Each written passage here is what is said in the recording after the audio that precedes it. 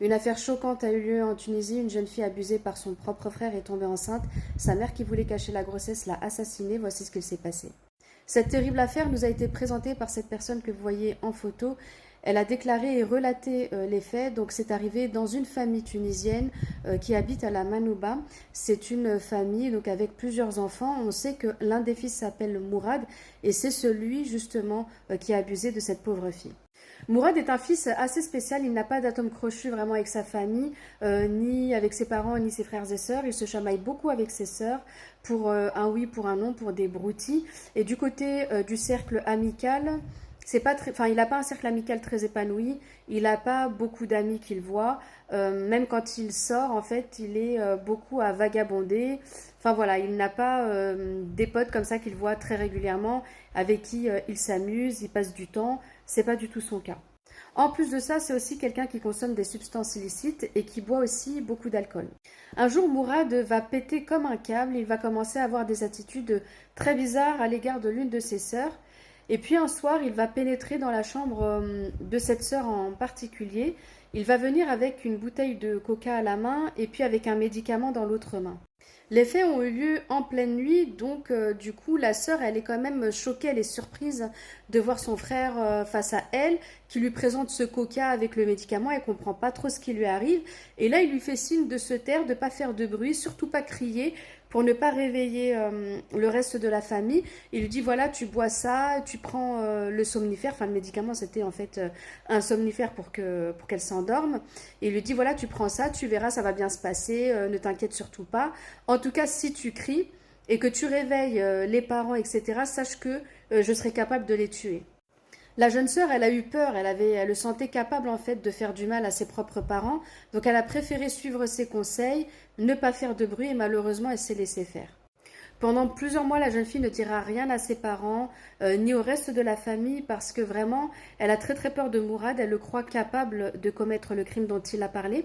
Donc elle va se garder ce lourd secret pour elle, et elle va essayer en fait de passer à autre chose, d'essayer d'oublier, mais elle ne peut pas oublier puisque Mourad, il continue de lui faire subir ce qu'il lui fait subir depuis le début. Un jour c'en est trop pour cette jeune fille, elle n'arrive plus à garder ce secret pour elle, elle décide alors de tout raconter à sa mère. Elle prend donc sa mère à part un jour dans sa chambre et puis elle commence à tout lui raconter. Elle lui dit voilà, Mourad il fait ça, etc. Et elle lui raconte les abus qu'elle subit depuis 2 longs mois par son propre frère et donc son fils à elle. Et là, la mère, elle est complètement choquée. Elle ne pensait pas son fils capable de ça. Ce sont des choses qui se font pas. C'est tabou en plus. Enfin, c'est vraiment honteux. Donc là, elle sait pas trop quoi faire, la mère. Donc bien sûr, elle prend parti de sa fille. Elle la console. Elle lui dit qu'elle est là et que elle la soutient, etc. Et donc d'ailleurs, elle lui dit de s'habiller ce soir-là. Elle lui dit, bah, mets tes affaires et tout. On va au commissariat pour leur raconter ce que tu as subi. Arrivée au commissariat avec sa fille, donc la mère elle dépose plainte et donc la sœur aussi, elle dépose toutes les deux plaintes contre Mourad. Les enquêteurs arrivent en pleine nuit pour interpeller Mourad, donc il est tout de suite emmené au poste de police et il est bien sûr écroué en prison. La jeune fille se croyait sortie d'affaires, sauf qu'un jour elle se rend compte qu'elle est enceinte à la suite des abus qu'elle a subis. Et donc elle décide de raconter à sa mère la découverte, donc elle lui parle de cette grossesse. La mère, à nouveau, elle est choquée, elle ne sait pas trop comment réagir. C'est pas quelque chose de commun et tout, donc elle sait pas trop quoi faire sur le moment. Mais on sait qu'un soir, malheureusement, elle prétexte une sortie avec sa fille. Donc elle lui dit de la suivre, aller se balader à l'extérieur et tout. La fille, elle se méfie pas, donc elle y va, elle suit sa mère.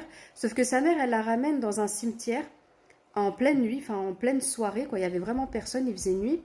Elle la ramène là et puis d'un coup elle se met en fait à étrangler sa fille. Donc elle l'étrangle jusqu'à ce que la jeune fille perde connaissance. Et là la mère elle était venue avec une bouteille d'essence avec elle. Elle avait ramené un briquet et donc là elle a allumé le feu sur sa propre fille. La mère elle avait tout simplement honte de cette grossesse.